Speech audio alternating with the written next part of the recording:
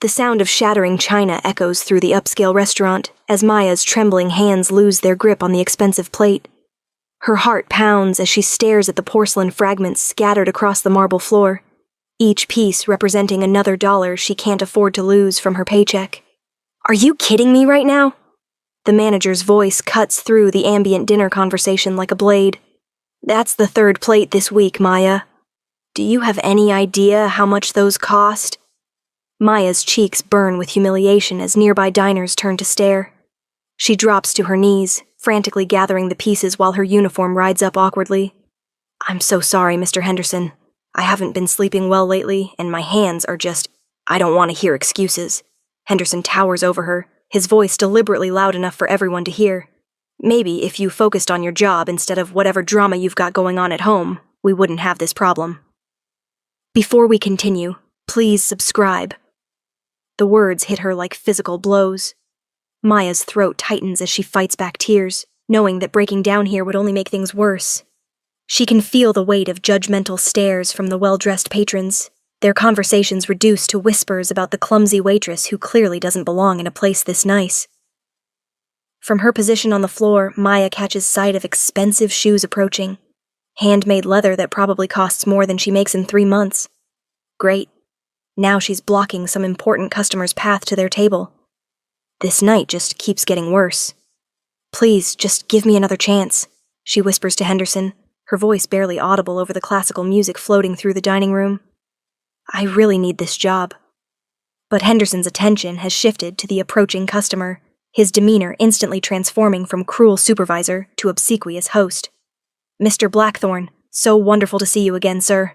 Your usual table is ready, and—" Maya glances up and freezes. The man standing above her is devastatingly handsome, in a way that seems almost otherworldly. His dark hair is perfectly styled, and his pale skin has an ethereal quality that makes him look like he stepped out of a Renaissance painting. But it's his eyes that capture her attention, ancient, knowing eyes that seem to hold centuries of secrets. Beside him stands a teenage boy who shares the same striking features, though his face carries a vulnerability that tugs at Maya's heart. The boy's gaze darts nervously around the restaurant, and Maya notices immediately that he's not responding to the ambient sounds around him. "Dad," the boy says, his voice carrying the slightly different cadence that Maya recognizes from her years volunteering at the community center. "Everyone's staring at the lady on the floor. Should we help her?" His words are clear, but carry the telltale signs of someone who learned to speak without being able to hear their own voice. Maya's heart clenches as she watches other diners' reactions. The subtle eye rolls, the knowing looks exchanged between couples, the way parents pull their children closer as if deafness might be contagious. The older man, Mr. Blackthorne, places a protective hand on his son's shoulder, his jaw tightening almost imperceptibly as he takes in the crowd's reaction. There's something dangerous in his expression, though Maya can't quite put her finger on what. Henderson clears his throat uncomfortably. "Perhaps we should get you seated quickly, sir. I apologize for the disruption." Maya's hands still as she realizes what's happening. They're treating this beautiful boy like an embarrassment, something to be hurried past and ignored, the same way they're treating her right now. The familiar sting of being seen as less than, as not quite good enough for this pristine world of crystal and silver. She makes a decision that will change everything. Rising gracefully to her feet, Maya brushes off her uniform and turns to face the boy directly. Her hands move in fluid, practiced motions as she signs, "I'm sorry about the mess. Are you okay? Some people were staring, and I wanted to make sure you weren't upset by it." The transformation in the boy's face is instantaneous. His eyes light up with surprise and delight, and a genuine smile spreads across his features. He signs back quickly, his movements animated with excitement. "You know sign language. I can't believe it. Nobody here ever knows how to talk to me." Maya grins, her earlier humiliation momentarily forgotten.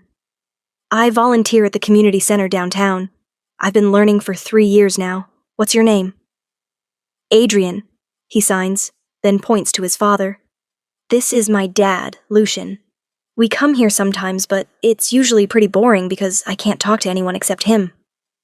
Maya glances at Lucian Blackthorn and finds him staring at her with an intensity that makes her pulse quicken.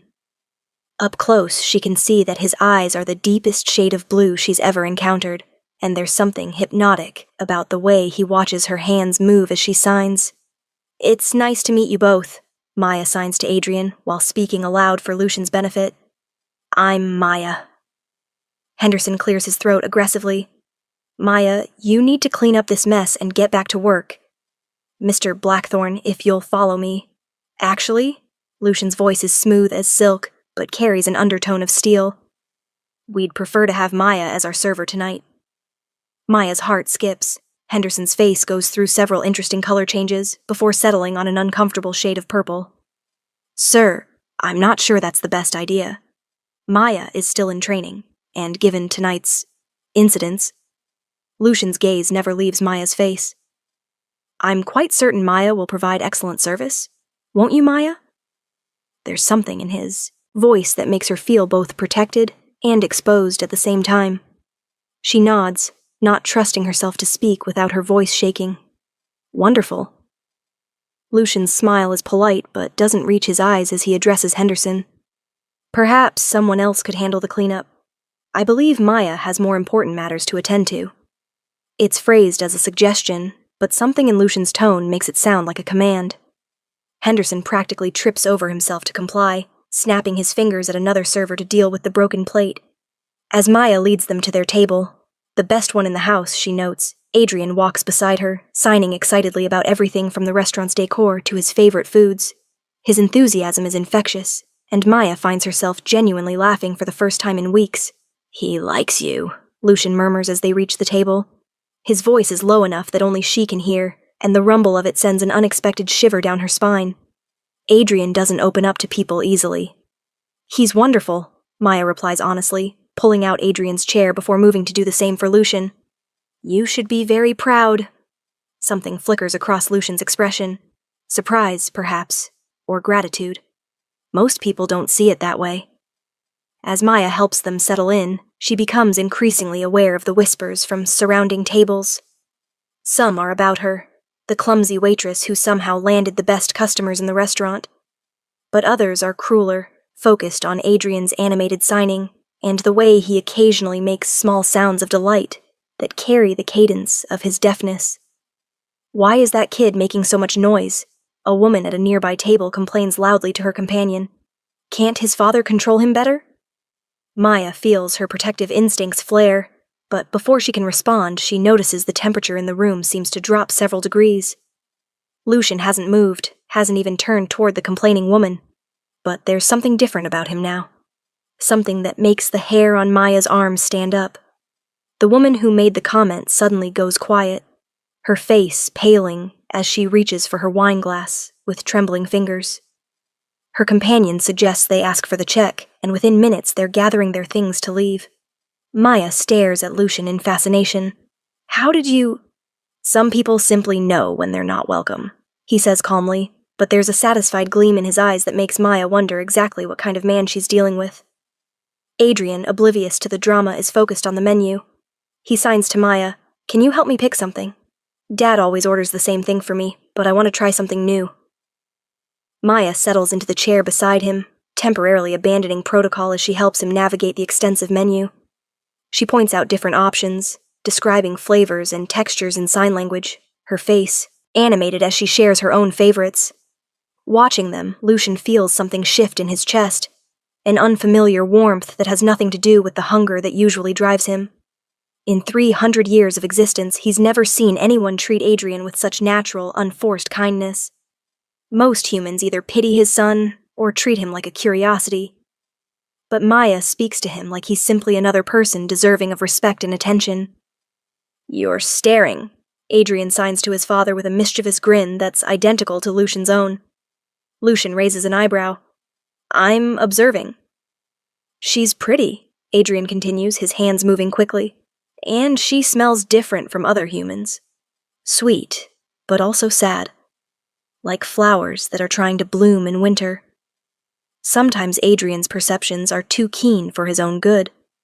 As a dhampir, half vampire, half human, The boy has inherited certain enhanced senses, along with his deafness, though he doesn't fully understand what they mean yet. But he's right about Maya's scent. Beneath the vanilla perfume and the stress sweat of a difficult shift, there's something uniquely her that calls to the predator in Lucian's nature. And yet, watching her laugh at something Adrian has signed, seeing the genuine joy in her expression as she describes the chocolate souffle in elaborate hand gestures, Lucian realizes that hunger isn't what he's feeling. It's something far more dangerous. She makes me feel less alone, Adrian adds, his expression growing serious. You know how it gets sometimes, Dad. Like I'm trapped behind glass, watching everyone else live their lives. Lucian's heart clenches. He'd give anything to take away his son's isolation, the burden of existing between two worlds, human and vampire, hearing and deaf. At least when they're among their own kind, Adrian's deafness isn't seen as a limitation, but Lucian knows how much the boy craves connection with the human world, and how rarely he finds someone who bothers to bridge that gap. Maya returns to her proper position as their server, but the dynamic has shifted. She's no longer just the hired help. She's become someone important to Adrian, which automatically makes her important to Lucian, and that's a complication he didn't see coming. So, she says, notepad ready, what can I get started for you, gentlemen? Adrian signs his order with enthusiasm, and Maya translates it aloud for the kitchen while adding her own recommendations for sides and preparation. When she turns to Lucian, he finds himself studying her face more intently than is probably appropriate. The lamb, rare, he says simply. Very rare. Something in his tone makes Maya pause, her pen hovering over the notepad. When you say very rare? I mean barely warmed, Lucian clarifies, his eyes never leaving hers. Some might say it's an acquired taste. There's something almost like a test in his words, though Maya can't imagine what she's being tested for. I'll make sure the chef understands, she says carefully. Anything else? Wine, Lucian murmurs. Something old. The older, the better. As Maya heads to the kitchen, she can't shake the feeling that there are layers to this conversation she's not understanding. But before she can dwell on it too much, Henderson appears at her elbow, like a vulture sensing carrion. What did you do? He hisses, grabbing her arm hard enough to leave marks. Mr. Blackthorne has never requested a specific server before. If you've somehow offended him. He requested me? Maya blinks in surprise. I thought you were just trying to get rid of me by giving me the difficult table. Henderson's grip tightens. Difficult? Are you insane? Lucian Blackthorne owns half the commercial real estate in this city. He could buy and sell this restaurant 100 times over, if he's unhappy with the service. Then maybe you should let me get back to providing it, Maya interrupts, pulling free from his grasp. There are red marks on her arm where his fingers dug in, and she rubs at them absently. Henderson's face goes through several more interesting color changes, but he can't argue with her logic. Just don't screw this up, Maya. For both our sakes. As she places their order with the kitchen, Maya tries to process what Henderson just told her. Lucian Blackthorne is wealthy. That much was obvious from his clothes and his demeanor. But the kind of wealth Henderson is describing is something else entirely. Old money. Real power. So why is he being so kind to her? And why does his son look at him with a mixture of love and something that might be fear? Maya carries these questions back to their table, along with the wine Lucian requested. A bottle that costs more than she makes in 2 months. As she pours, she becomes aware that they're being watched, not just by the other diners, but by the restaurant staff. Everyone wants to know what makes Maya special enough to capture the attention of the mysterious Mr. Blackthorne. You look troubled, Lucian observes as she sets the bottle aside. Maya glances around the dining room, noting the curious stares and whispered conversations. I'm just not used to being the center of attention, she admits. Usually I try to blend into the background. Why? The question is simple, but something in Lucian's tone suggests he genuinely wants to understand. Maya hesitates, then decides honesty can't make her situation any worse. It's safer that way. When people notice you, they find reasons to criticize you. It's easier to be invisible. Adrian looks up from his bread plate, having caught enough of the conversation through lip reading and context. He signs to Maya, but if you're invisible, how can anyone see how wonderful you are? The simple wisdom of the question hits Maya like a physical blow. She blinks rapidly, fighting back the sudden sting of tears. That's very sweet of you to say. He's not being sweet, Lucian says softly. He's being honest. Adrian has a gift for seeing people's true nature. Before Maya can respond, their food arrives. She's grateful for the distraction as she arranges plates and ensures everything meets their expectations. But as she sets Lucian's lamb in front of him, she can't help but notice that it's barely cooked at all, practically raw, just as he requested. Lucian cuts into the meat with surgical precision, and Maya catches sight of the deep red juices that flow from it. For a moment, something in his expression shifts, becomes almost predatory. But then he glances up and catches her watching, and the mask of civilized humanity slides back into place. Is everything to your liking? Maya asks, though something about the scene makes her pulse quicken with an emotion she can't name. Perfect, Lucian murmurs, and there's something in his voice that makes the simple word sound like a caress. As the evening progresses, Maya finds herself lingering at their table longer than professionally necessary. Adrian regales her with stories about his school, his friends, and his favorite books, all conveyed through rapid-fire sign language that Maya struggles to keep up with, but loves attempting. He's telling you about his art, Lucian translates during one particularly animated sequence. Adrian has quite a talent for painting. Really? Maya turns back to Adrian with genuine interest. What do you like to paint? Adrian's face lights up as he signs his response. Maya catches most of it, something about night scenes and the way moonlight looks on water, but Lucian fills in the gaps. He says he likes to paint things that most people don't notice, Lucian explains. The beauty that comes out after dark. There's something wistful in the way he says this, and Maya finds herself studying both father and son more closely. They're both pale in a way that suggests they don't spend much time in sunlight. And now that she thinks about it, she's never seen them in the restaurant during lunch hours, only for late dinners. Night scenes can be beautiful, Maya agrees. There's something magical about the world after most people have gone to sleep, like it belongs to a different group of people entirely. Something flickers across Lucian's expression. Surprise, recognition, perhaps even relief. Yes, he says quietly. Exactly like that. The moment stretches between them, charged with an understanding that goes deeper than words. Maya feels drawn to this mysterious man and his wonderful son in a way that defies logic. There's something about them that calls to the lonely parts of her soul, the pieces of herself that have always felt slightly out of step with the rest of the world. Their connection is interrupted by a commotion from across the dining room. A well-dressed couple at a corner table is gesturing animatedly at Henderson, their voices rising despite the elegant atmosphere. This is completely unacceptable, the woman is saying loudly enough for half the restaurant to hear. We specifically requested a quiet table, and we've had to listen to that noise all evening. Maya's blood runs cold as she realizes they're talking about Adrian, who has been making occasional small sounds of pleasure as he enjoys his meal, the unconscious vocalizations that many deaf people make without realizing it. Adrian hasn't noticed the complaint yet, but Lucian has gone very still in a way that reminds Maya of a predator preparing to strike. The temperature around their table seems to drop again, and Maya shivers despite her long sleeves. Perhaps, Lucian says in a voice that carries clearly across the dining room, they would be more comfortable dining somewhere that better suits their particular sensibilities. The couple at the corner table suddenly look uncomfortable, though Maya can't pinpoint exactly why. The woman who had been complaining so loudly now seems to have trouble meeting anyone's gaze, and her companion is fumbling for his wallet with shaking hands. On second thought, the man mutters to Henderson, "We've lost our appetite. Just bring us the check." Maya stares at Lucian in amazement.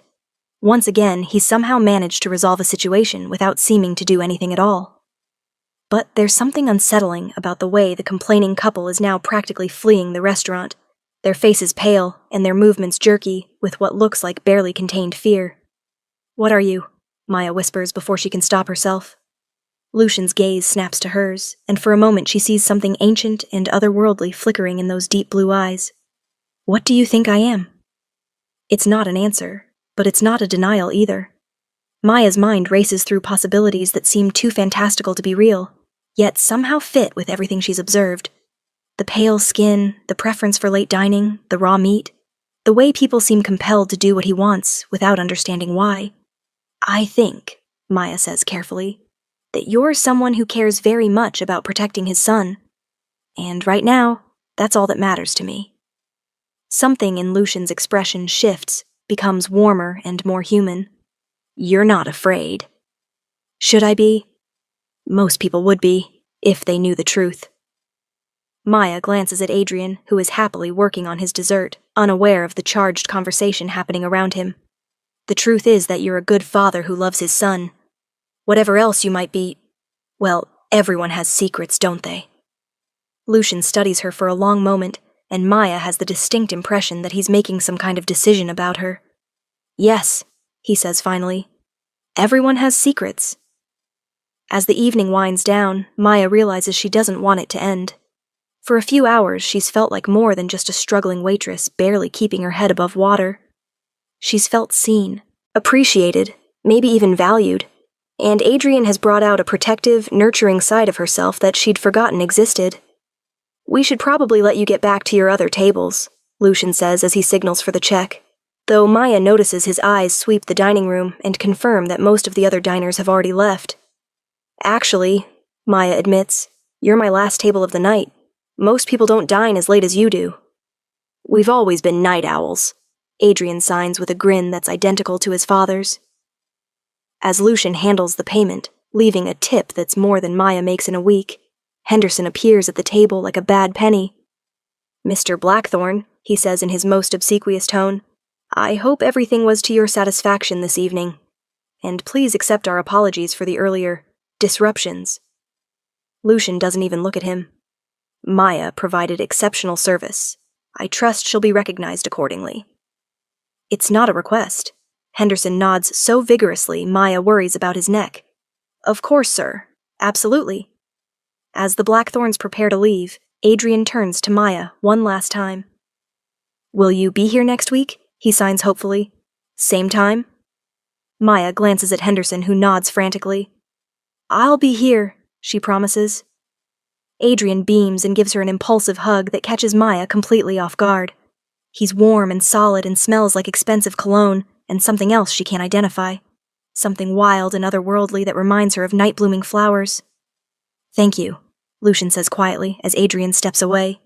You've given him something precious tonight. You made him feel normal. He is normal, Maya replies firmly. He's just normal in a different way than some people. Lucian's smile is soft and genuine, completely unlike the polite expressions he's worn for everyone else tonight. You're remarkable, Maya. I hope you know that. Before she can respond, they're gone, disappearing into the night like figures from a dream.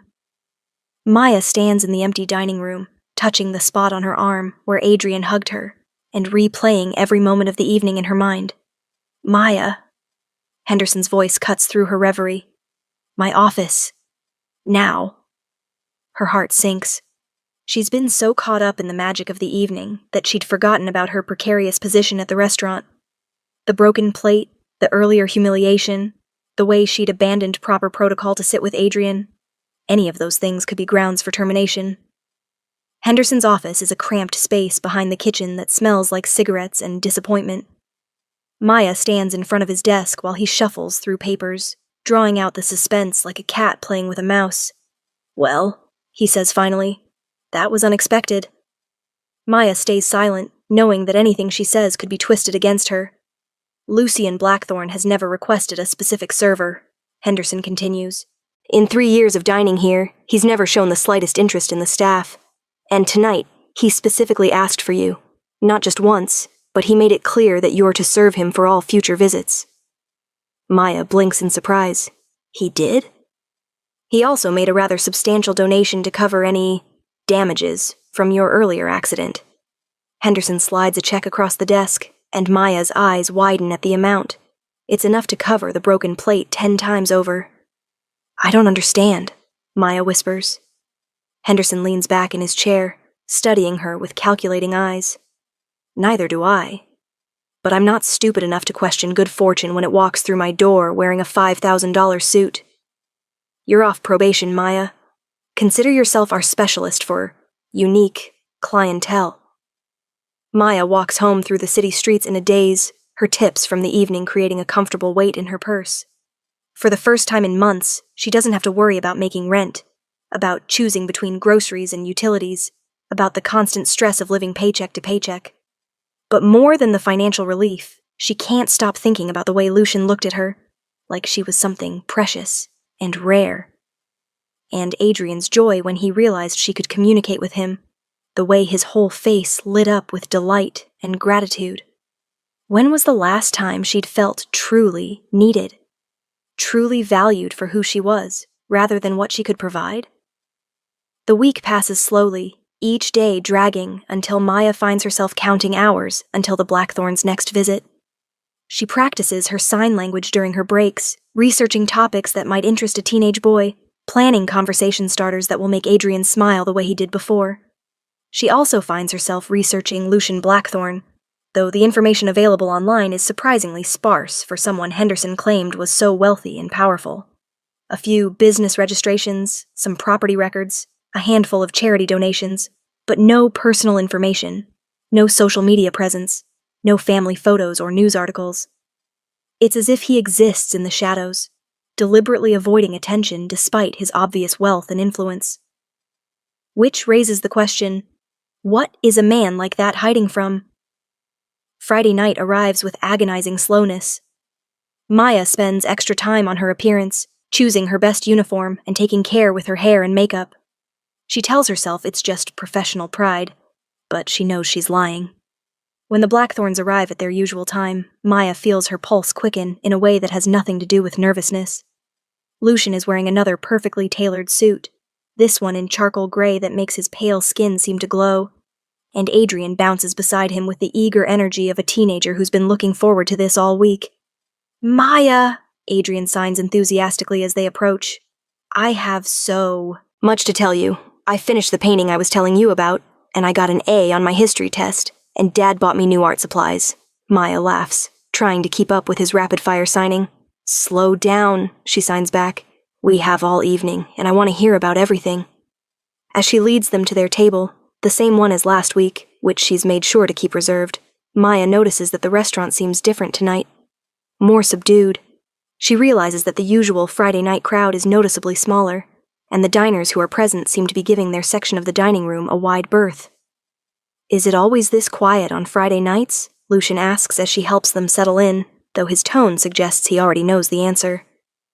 Maya glances around the dining room, noting the empty tables that should be filled with the usual weekend crowd. "No, actually, this is unusual." Lucian's expression is neutral, but something in his eyes suggests satisfaction. Perhaps word has gotten out that this is a place where all patrons are treated with respect. Some people prefer more traditional establishments.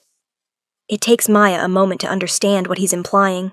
The restaurant's usual clientele, the ones who made faces and comments about Adrian last week, have chosen to dine elsewhere rather than risk another encounter. Somehow, without making any obvious threats or demands, Lucian has managed to curate their environment. "You did this," Maya says quietly. "Somehow, you made sure we'd have a peaceful evening."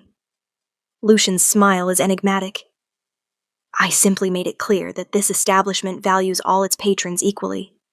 Those who disagree are free to spend their money elsewhere." As the evening progresses, Maya finds herself increasingly fascinated by the dynamic between father and son.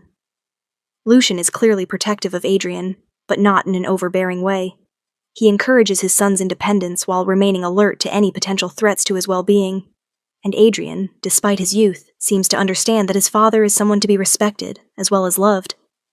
There's an old-fashioned formality to their relationship that speaks of different values, different expectations than most modern families.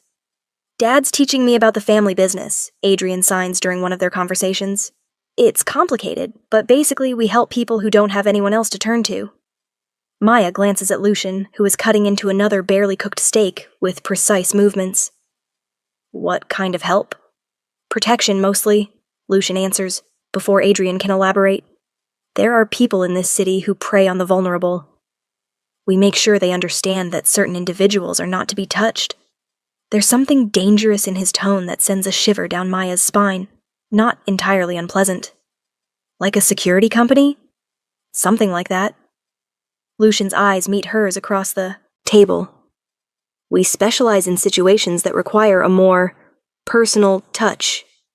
Maya finds herself wondering what kind of protection services require conducting business at night, eating raw meat, and having the kind of presence that makes entire rooms full of people defer to your wishes without understanding why.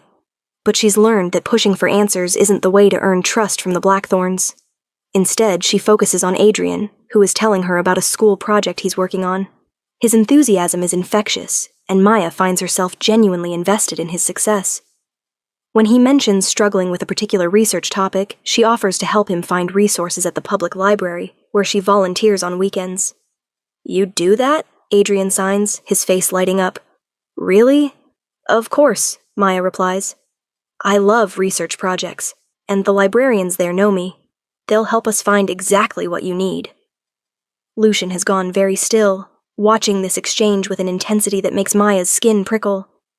"You volunteer at the library?" "On Saturday mornings," Maya confirms. "I help with their literacy program. It's not much, but you give your free time to help others learn," Lucian finishes softly, "even though you're working multiple jobs and barely have time for yourself." Maya blushes, uncomfortable with the admiration in his voice. "It's important. Everyone deserves access to knowledge, to books, to the chance to better themselves." Something flickers across Lucian's expression, an emotion too complex for Maya to decipher. "Yes," he says quietly. "Everyone deserves that chance." The rest of the evening passes in comfortable conversation, but Maya can't shake the feeling that she's revealed something important about herself, something that has changed the way Lucian sees her.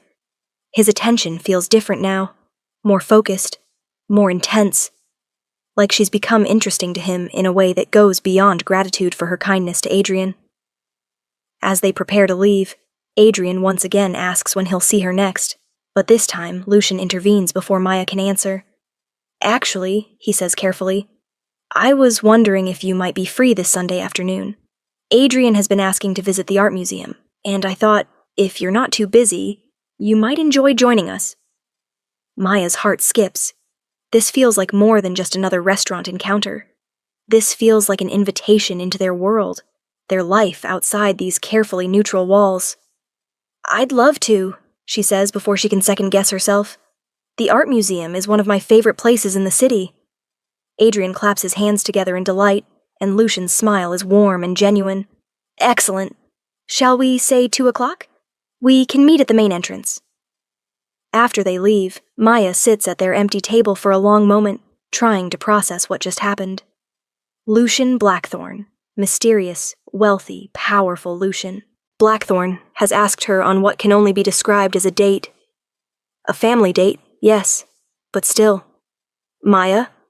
Henderson's voice interrupts her thoughts. "Everything go well tonight?" She nods, still feeling slightly dazed. "They're wonderful people." Good. Henderson rubs his hands together in a gesture that reminds Maya of a cartoon villain. "Mr. Blackthorn left another generous donation tonight. Apparently he's very pleased with the service you've been providing." Maya glances at the check Henderson shows her and nearly chokes.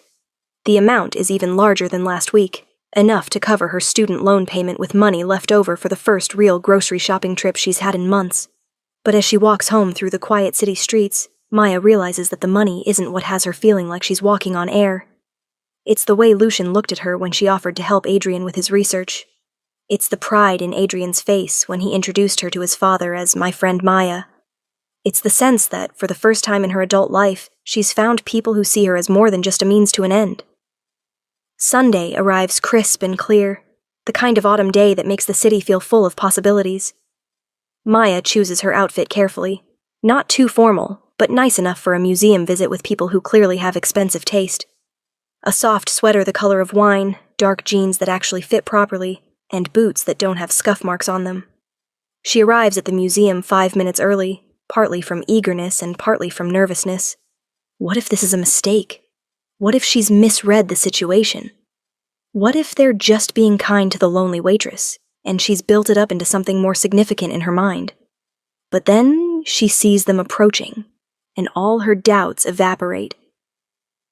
Adrian waves enthusiastically when he spots her, breaking away from his father to bound over like an excited puppy. Lucian follows at a more measured pace, and Maya's breath catches at how different he looks in casual clothes. Gone is the perfectly tailored business suit. Instead, he's wearing dark jeans that hug his lean frame, a black cashmere sweater that clings to his shoulders, and a leather jacket that probably costs more than Maya's car. He looks younger, more approachable, but also somehow more dangerous. Like he's dropped some of his civilized pretenses along with the formal attire. "You look beautiful," he says when he reaches her, and the simple compliment makes Maya's cheeks warm. "Thank you," she manages. "You both look pretty great yourselves."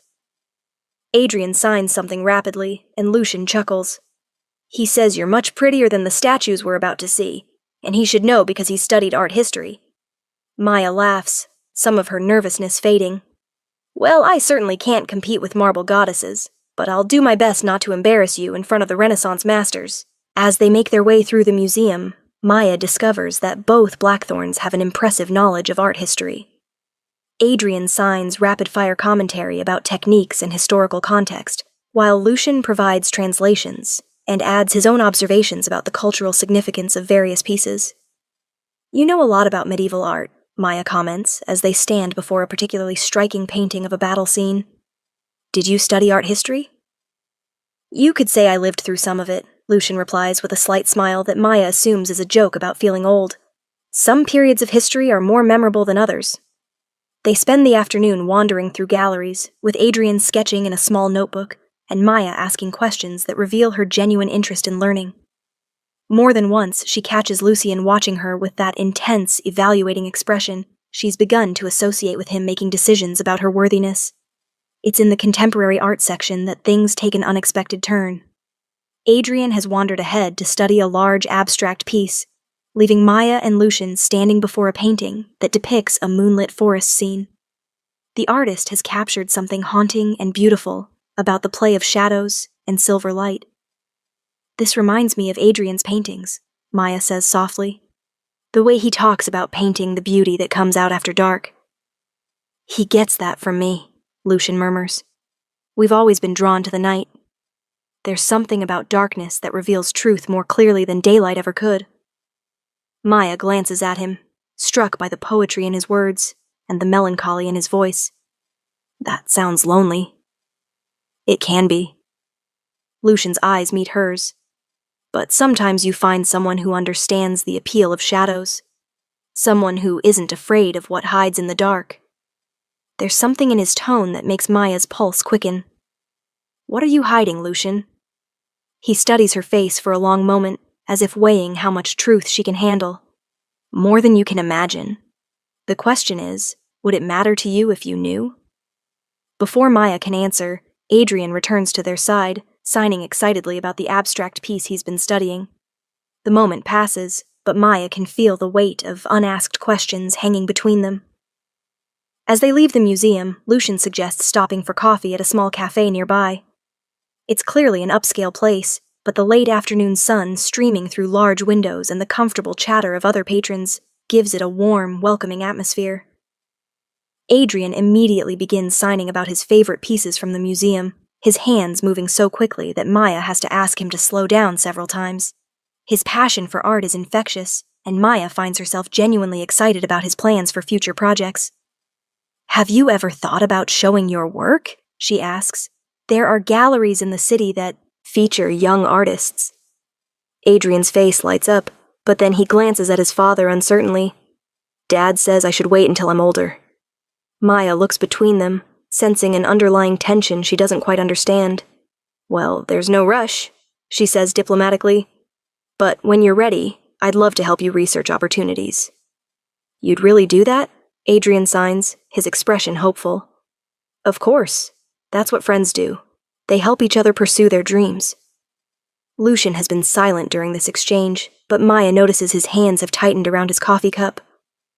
"Adrian's work is quite distinctive," he says carefully. "It might be difficult for some people to understand."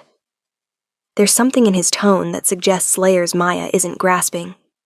"All great art is distinctive," she replies. "That's what makes it meaningful.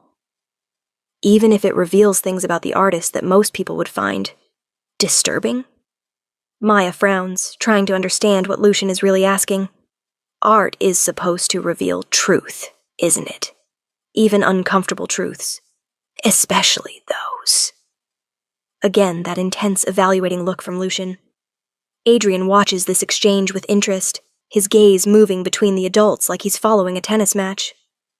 You have a very generous view of human nature, Lucian says finally. Maybe. Or maybe I just think people are capable of more understanding than we give them credit for.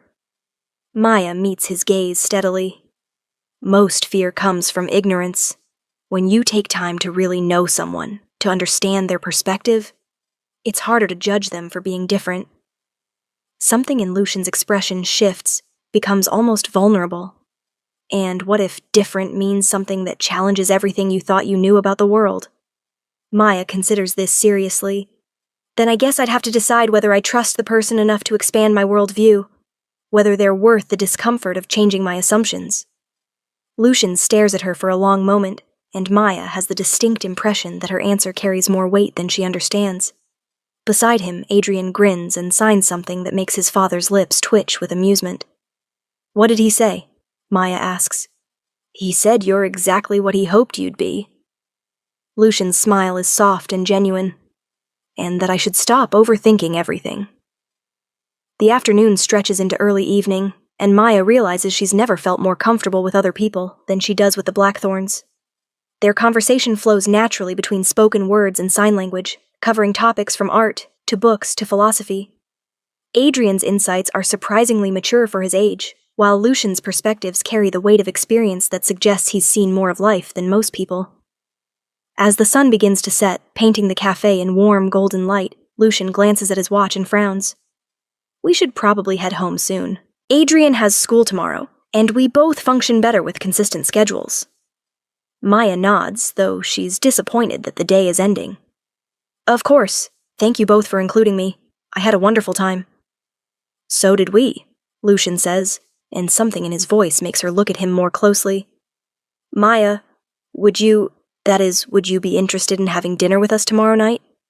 Not at the restaurant, somewhere more private. I'd like to cook for you. Maya's heart skips. An invitation to their home feels significant, intimate in a way that makes her pulse quicken.